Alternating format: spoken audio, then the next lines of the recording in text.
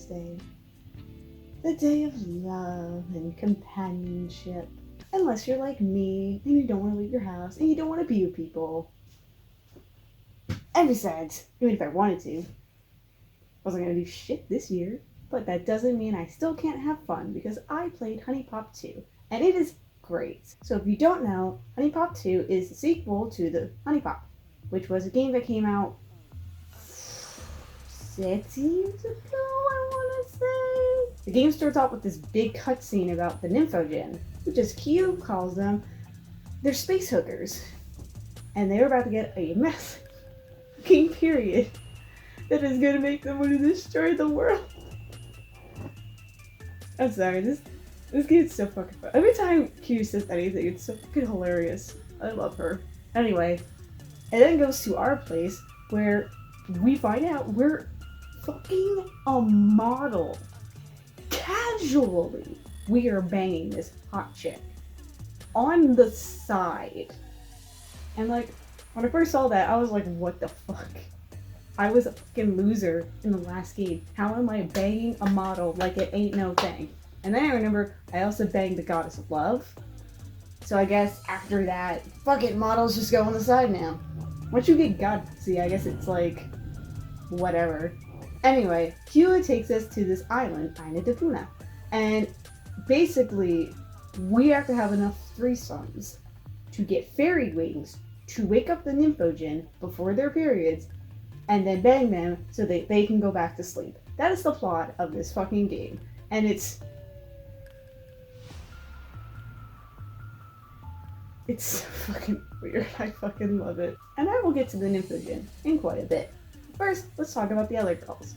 Now, there's a lot of them, so I'm just gonna go over my favorites and my why the fuck are you here? Why the fuck are you here? Go away. First off, Lola. God, do I love Lola. In the first game, she was just like an airline stewardess and it was like, I'm still gonna do my own thing. And it's like, you go, girl. And now she's a fucking fashion designer. Way to step up, yes. And she's also the tutorial date, which is fucking awesome. And if you skipped it, fucking why, man? It's fucking Lola. Even if you don't need the practice, it's Lola. But there's also the new roles that we should look into, like Zoe, who is really helpful because she knows everything that is going on. And she is literally here to help with that. Like, she knows about the love fairies and, like, the goddess of love and shit. And although she calls her the fairy queen, she's just super helpful. Even, like, her baggage, which I will get to when we talk about the fucking gameplay, is super helpful. And it's great. Oh, Abia. Abia, she is my internal thoughts anytime I am around a girl, which is just... You're free to go on my face. Wait. You're free to go on your way. Yeah. And I do have one more favorite, but I want to save her for last because there's a bit of controversy with her, and I don't fucking know why. But let's go on to my hates, because fuck do I hate Sarah. She is so goddamn annoying. Literally, that is one of her fucking things, that she is annoying as fuck and ruins everything. Every time this bitch talks, it is so goddamn annoying. I'm like, I get that she's supposed to be annoying. I get it. But also, it's too much, man. It's too much. And there's also Candy the stripper, which is just... I don't get the appeal. Like, Hugh literally starts drooling over this broad. I mean, she drools over everyone, but she was really drooling over Candy, and I'm just like, she is the least attractive one here. What the fuck are you guys on about? And she's also as dumb as bricks, man. And like, none of her alternative outfits, besides like maybe one hairstyle, is actually good on her. Like, for the others, they usually have some really good options, but for her, it's just like nothing. Like, what the fuck is this bitch doing here? And Polly. I love Polly, and I don't get what the fucking deal was with the controversy. Like, when the Honey Direct happened, I think it was like a year ago, and it came out that she was going to be a trans girl. A lot of people lost their shit over it, and it's like,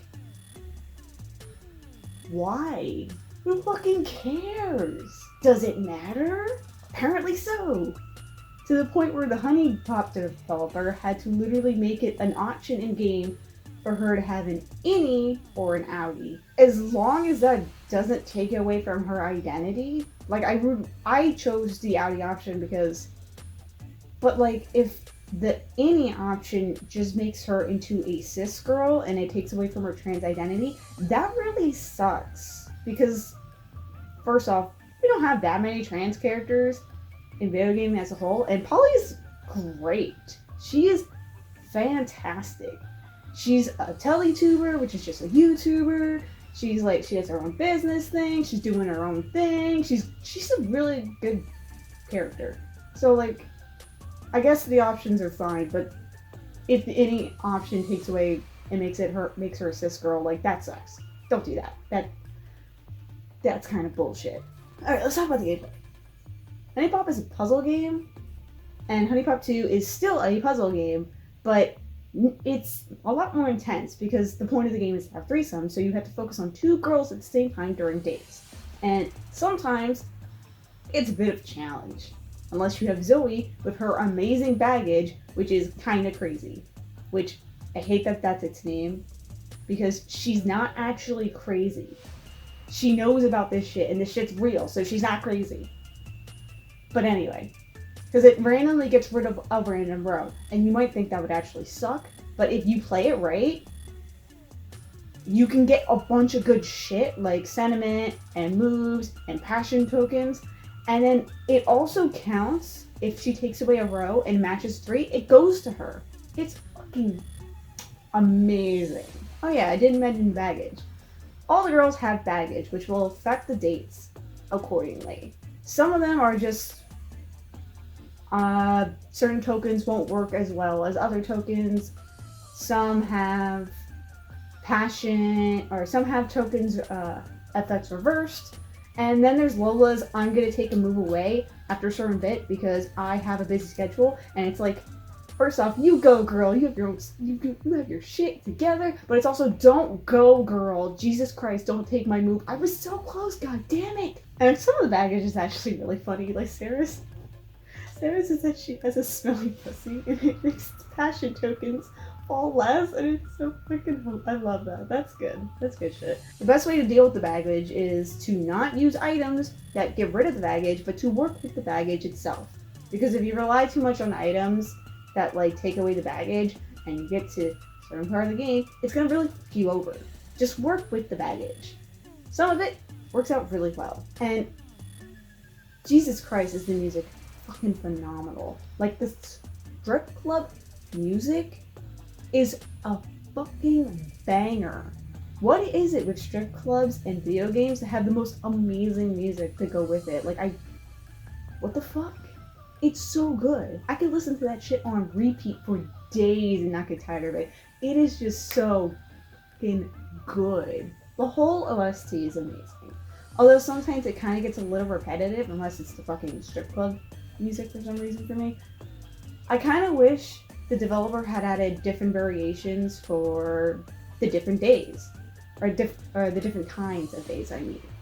Like, if you go to the strip club during the day, you get much more mellow version of the track than if you go at night, where it's the most busiest. It is pumped to the fucking max. You can do that for any of the other areas too. Okay, so let's talk about the Nymphogen. Eventually, once you get enough fairy wings by having enough threesomes, you throw the fairy wings into a fucking volcano and wake them up. And then you have to date them. But you don't really date them. They mind control the girls that are already on the island, and you have to date them for 4 rounds. And holy shit, this is so fucking hard. It is so fucking hard.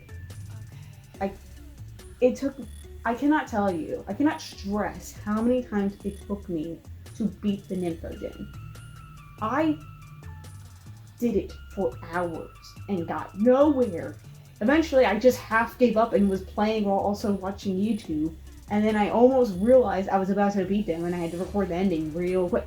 It's brutally difficult. It is such a like curve to what the difficulty was before. Like, and I actually don't like the normal difficulty.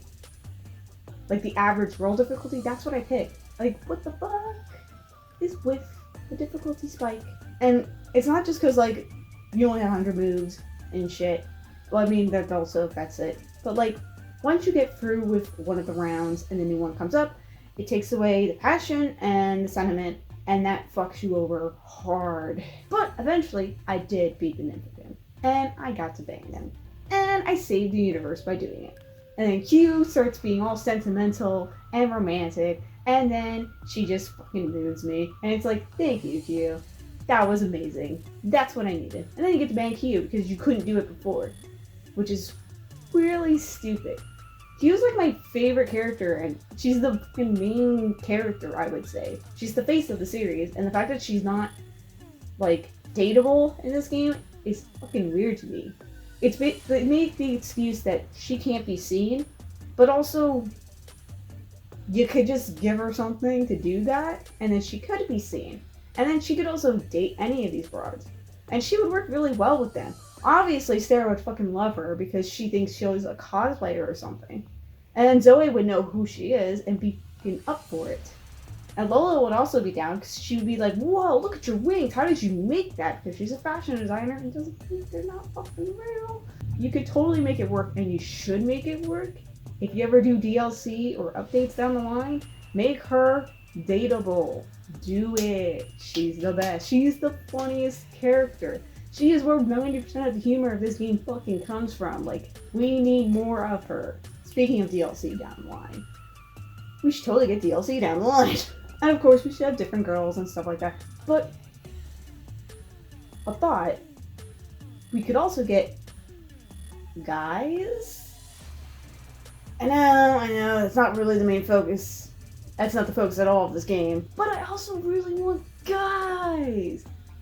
Like, I love girls, but I also like guys. So let's add some guys. And just make it like they're here for a conference, or they're rivals and they're here to compete in a competition, or something. Like, anything. But also, if they do DLC characters, they should add more non-human characters, considering to spice things up. We got a lot of humans this time around. Considering in the old one, we actually got a few different... We got Q, which was a love fairy, and she's fucking great. Then we got a cat girl, which sucked, because I fucking hate cat girls. And then, of course, we got the goddess of love, and then we got an alien, which was awesome. But the cast this time around, besides Nymphogen, are all human, unless there's extras I haven't found yet. Once you beat the game, you unlocked 2 difficulty modes, one being an alpha mode and like an endless state mode, and you unlocked the ability to buy certain outfits for characters, but I haven't found any mystery girls yet. Maybe, but so far I have not. If they're there, dope. But if they're not, let's add some more non-human characters. Why not? Considering there's lore in this game of like the whole love fairy society, and now the space hookers and all this other stuff, we could have more non-human characters. Why not? Come on. So I totally recommend this game. It's really addicting and it's really fun. And if you're not really into the girl stuff, then you can play the uncensored version and only be mildly inconvenienced by underwear shots. But you could still get the good puzzle action, which is always fun, except for the fucking Nymphogen fight. Jesus Christ, I'm never doing that